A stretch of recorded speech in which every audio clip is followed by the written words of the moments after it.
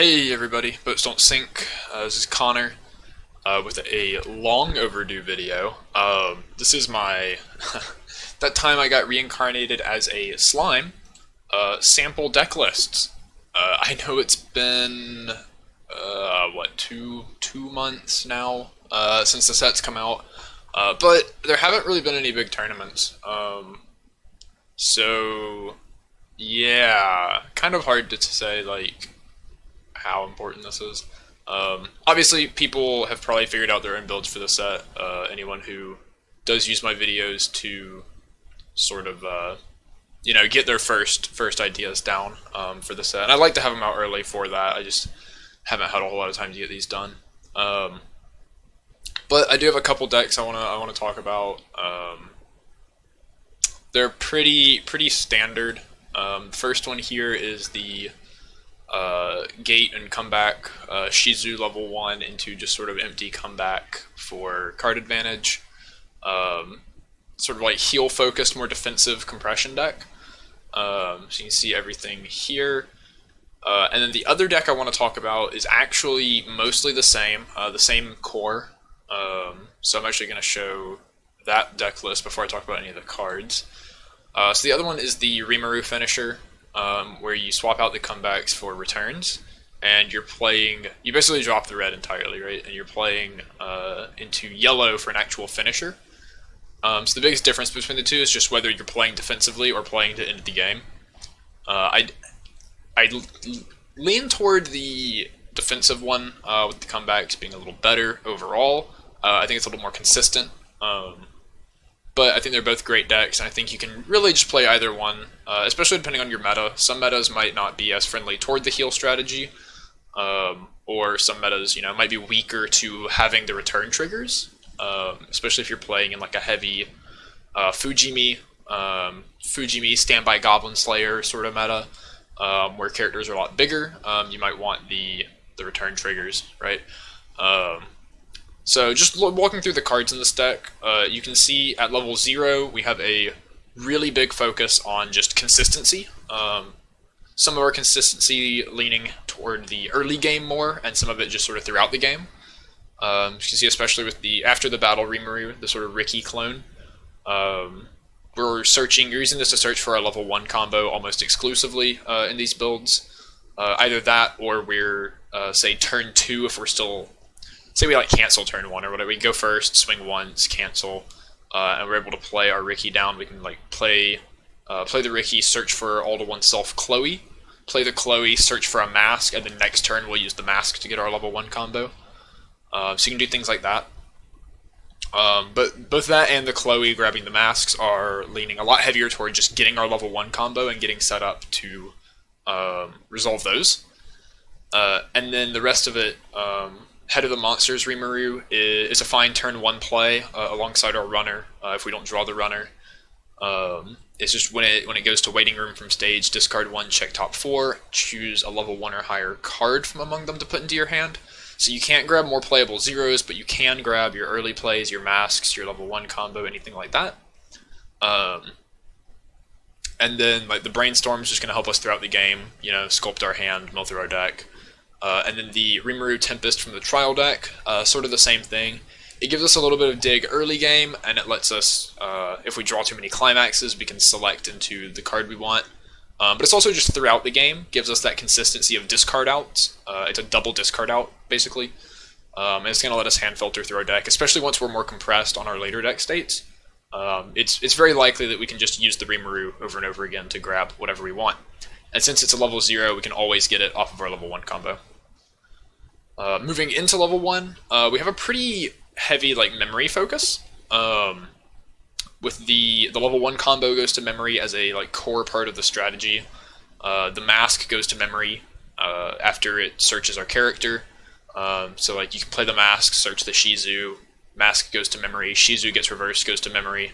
You're just sort of stockpiling all these things in your memory as you're playing a very consistent game plan. Ramiris also helping with the consistency.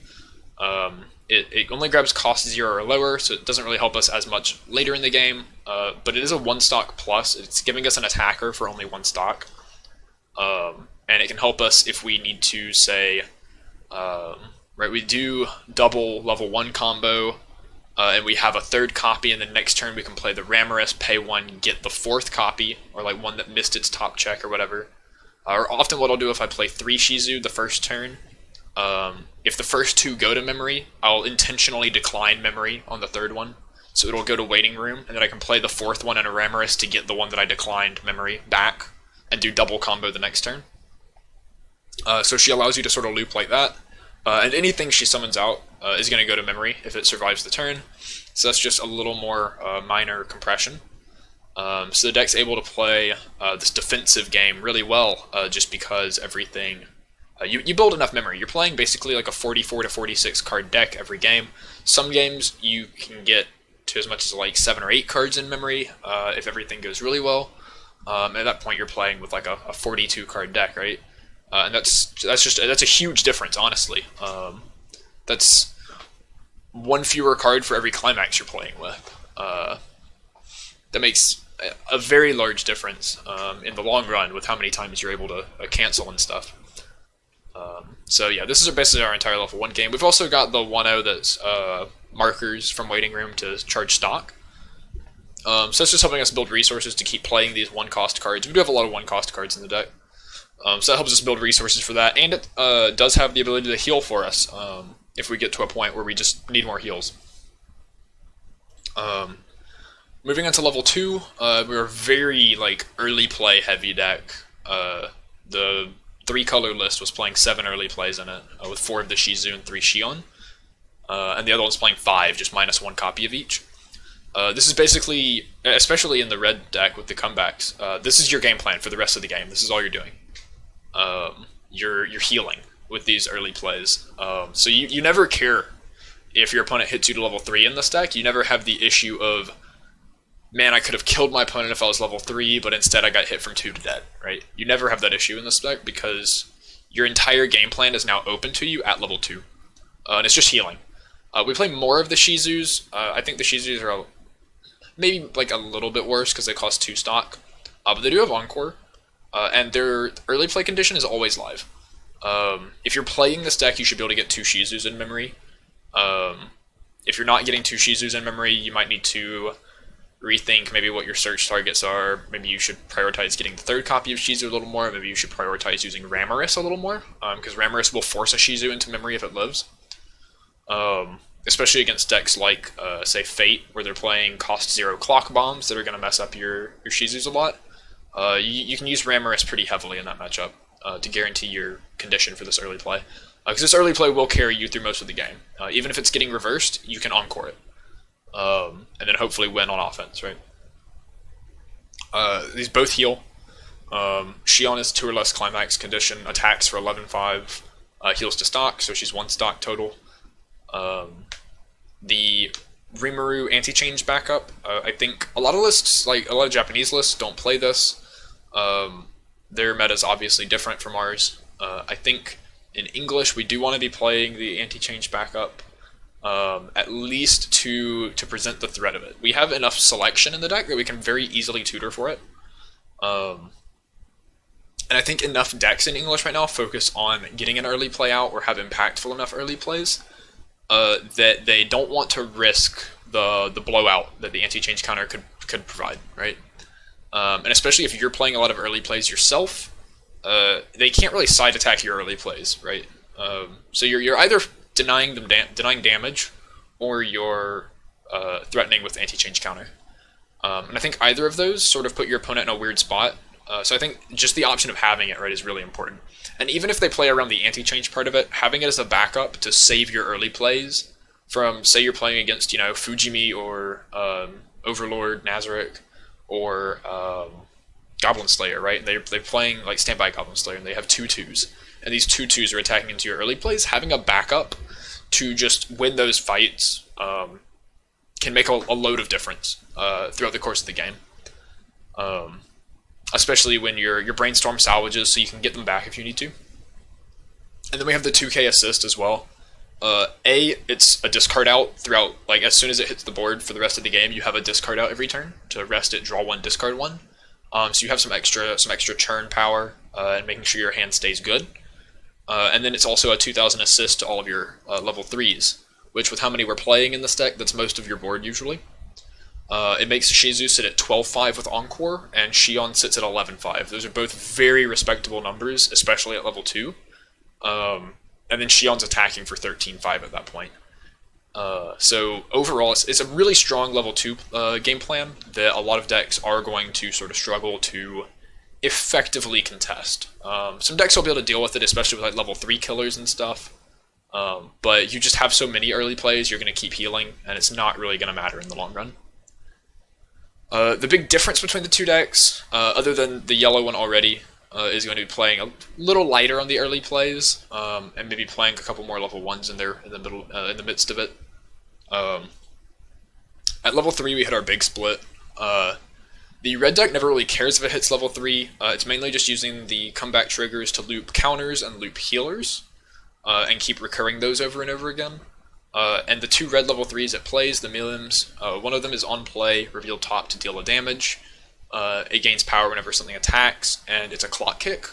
So this is our main finisher for the deck. I think it's a really good card for just sort of closing out the game. A lot of times, this build will get a damage lead, just because it's healing so much and it's so compressed, because of A, the memory, and B, it has good deck control. So I think that you are able to get a damage lead, and then this Millim doing the clock kick and the deal 1 gives you a good way to just sort of like chip your opponent out of the game. And then the Pursuit Millim, most lists will just play this as like an 8th healer or a 7th healer or whatever. I don't actually think this card is entirely necessary in the list, and a lot of times I think I'd rather play either like an extra level 1 or an extra level 0, or just the second copy of Dragonoid Millim. And one of my friends who's been testing the deck a lot actually plays the 4th Xion early play in that slot. Since again, we're mainly using the climax for the trigger anyway, we're just able to play this combo because it's on the trigger we want, right? So it is a healer, and a lot of times it'll just be played as a healer, but in the case that you do need a little bit of extra reach in your finishing power, it's once per turn at the end of its attack, so pretty much uninteractive as long as it stays on board throughout the battle, even if it gets reversed. Pay 5, discard 3 characters, deal 2 damage, and stand this card. It's very expensive, and one of my main issues with the card is that a lot of times that 5 stock or 3 hand, we'd rather just be putting into more healers, right? It's very unlikely against a lot of decks, especially with the compression we can create in this deck, that the pay 5, discard 3 to deal 2 and stand is a lot better than just playing 3 more healers for 5 stock and 3 hand. And because like realistically you can do that, right? Like you can go Shizu, Xion as your 5 stock, and I guess that's 4 hand because you have to discard for the Xion, right? But that's not a very big difference, and you're getting 3 heals out of that. And a lot of times that's just like, you're probably going to survive the turn anyway, unless you're healing from like 3-6 to 3-3, in which case, yeah, you might as well just try to go for the kill. But a lot of times you can just sort of heal out of it with those resources. So I don't think it's a terribly impactful card, but it does help you with reach. Say you have a turn of bad cancels where you get hit from like 2-3 to 3-2 or something, and you just your opponent's 2-5 playing AOT, right? And you just need to kill them because they're going to chip you out probably. It's good for situations like that where you just need to go for it. The yellow deck, on the other hand, at this point, kind of just wants to hit level 3, right? It's playing the heals to prolong the game a little bit and get the opponent closer to dead.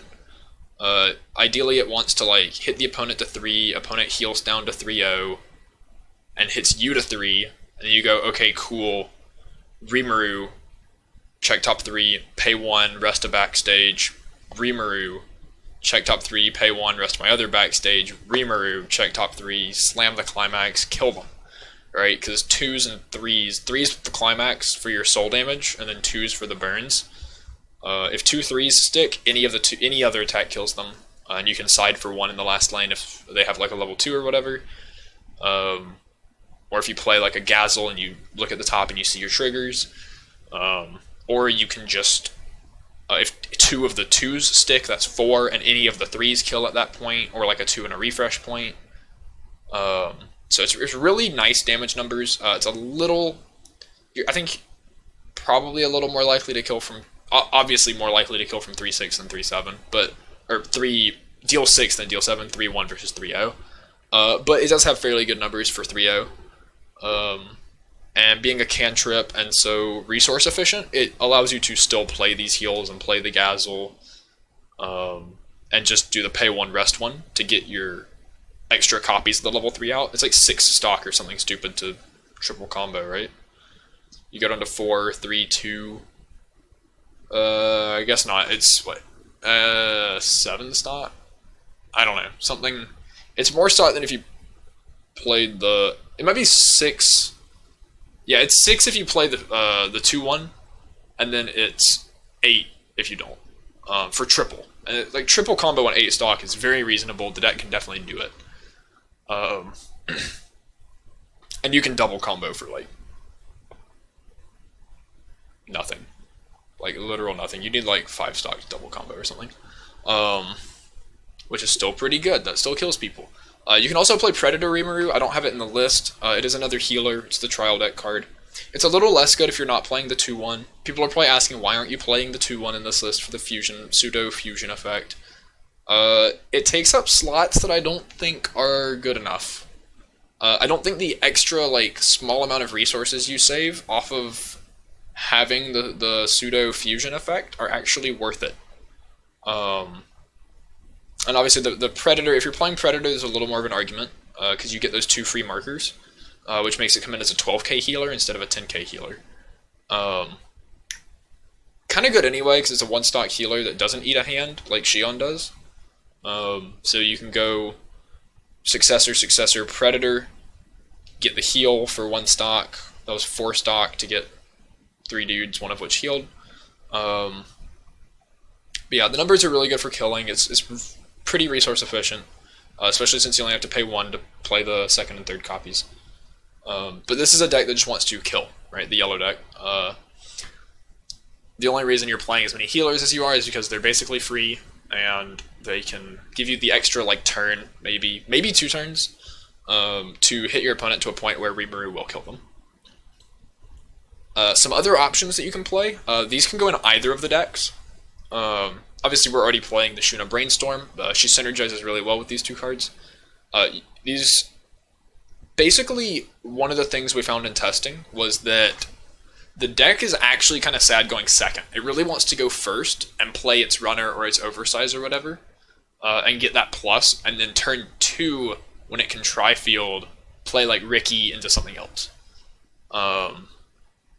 Going second is a little more sad because runner isn't quite as good going second, especially against decks like Goblin Slayer, where like you play runner, if they played turn 1 chaser, your runner's dead anyway. So it's a little less good in situations like that. And like you can't Ricky if you go second, and Chloe might kill their dude, but it's also just kind of gonna die on the backswing. So it's not as good going second.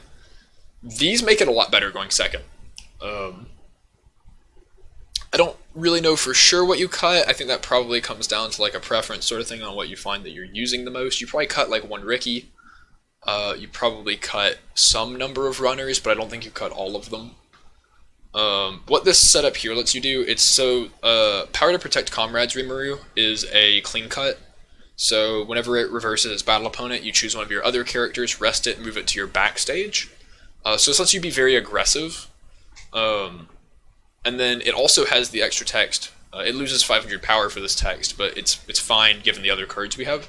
The character facing this card cannot move to another position, so it's an anti-runner. There aren't a ton of runners around right now, but there are still enough that this text is going to see some use. And then the cutting down in 1 blow Hakuro, it's on play, all of characters in your opponent's center stage get minus 500 power until end of turn. So this is going to help weaken your opponent's center stage so that Rimuru can get the reverse, right? Because 2k is a little small. But that's going to be minus 500, and then on attack, he gives one of your characters plus 500 times the number of other characters you have. So even if you only play Rimuru Hakuro, you're minus 500 their guy, plus 500 your Rimuru. So that's basically makes your Rimuru a 3k. So you're going to kill anything that's not an oversize. And then you can just save the Hakuro, right, and pull it back, and then it can pump something else next turn. But if you also get to play the Shuna, then you can like minus 500 their whole front center stage with Hakuro, and then minus 500 the thing you need to reverse with Shuna. And then you swing, and you get to pump 1,000 into the Rimuru, and at that point, you're like a 4k basically, so you can even kill an oversize and then pull your Shuna back, and you got 3 attacks, turn 1 going second. And then you can leverage that into like Ricky plus Mask plus Brainstorm on the next turn. And you're like, at that point, you're just sitting super good. Or like Ricky plus Mask, and then you just triple combo because you just search three of your level 1 combo. Yeah, so that sets you up really well. And in addition to that, right, so on the left here, I've got some examples of runners that Rimuru can beat up. The predetermined outcome Goblin Slayer is a 3k on condition, so like there's a world where you weaken it enough that your Rimuru just kills the Goblin Slayer chaser, right? And they can't chase in front of your Hakuro or your Brainstorm because of the anti-runner text. Nazarick just came out. It has a runner that's pretty good. You can kill that because it's only a 2k, so like any pump or minus power gets you over that. And then a lot of runners are just smaller than 2k anyway. So like the Sakura runner, the Konosuba's runner is like 1k, and then a bunch of other sets like Mikasa and AOT, the 1k swing off of a Hakuro, minus 500 it, plus 500 your Rimuru, that makes you 25 to their 2k, so you get that reverse. Unfortunately, it's probably a little hard to kill the 3500s that run to middle position. You have to get kind of a really good opening hand to be able to beat up those. But it's not impossible. If you minus 1,000 them, they go to 25. Well, I guess, yeah, you kill them off of, like, Hakuro plus Shuna. You go to 3k and you pull them down to 25, so you just kill Armin Runner and Amelia Runner.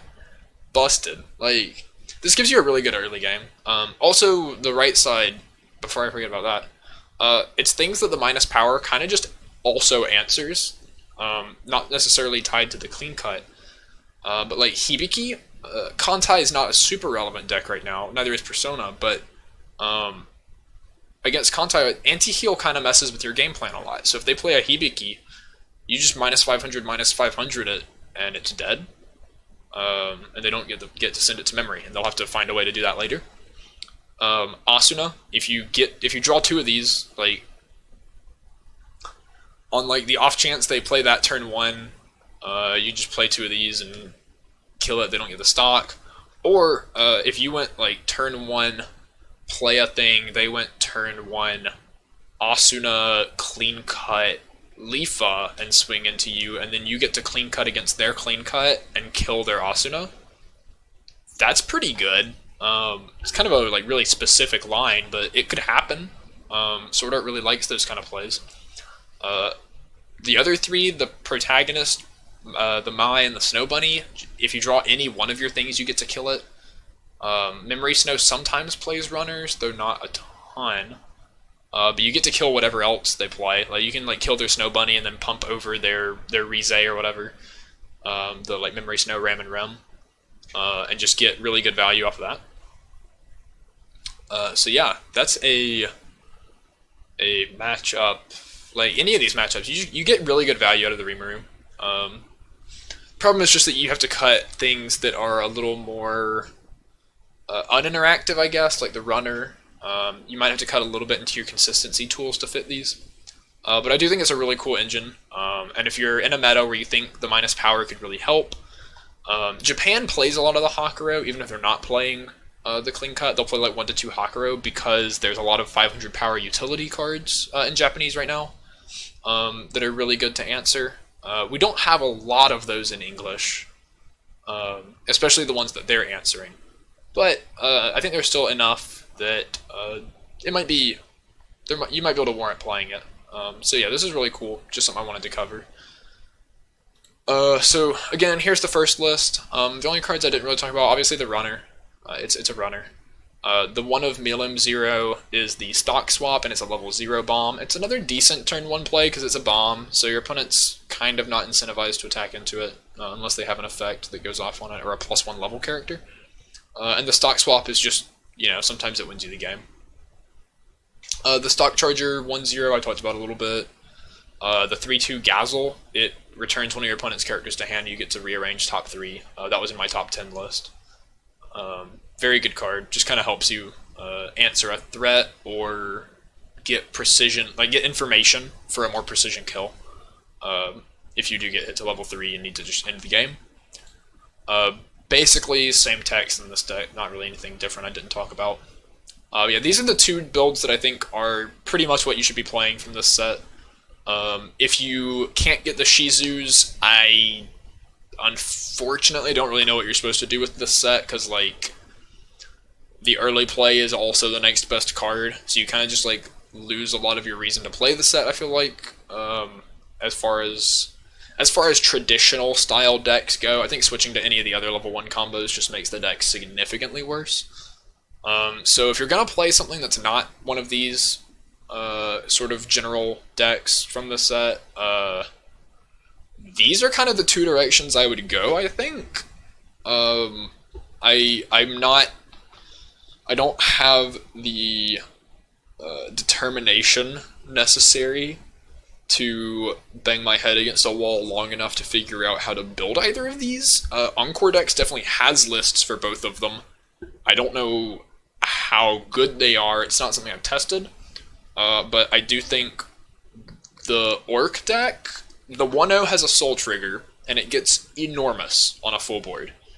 It's like a 1-0 12k, right? Or no, it's a 1-0 9k. That's still fine.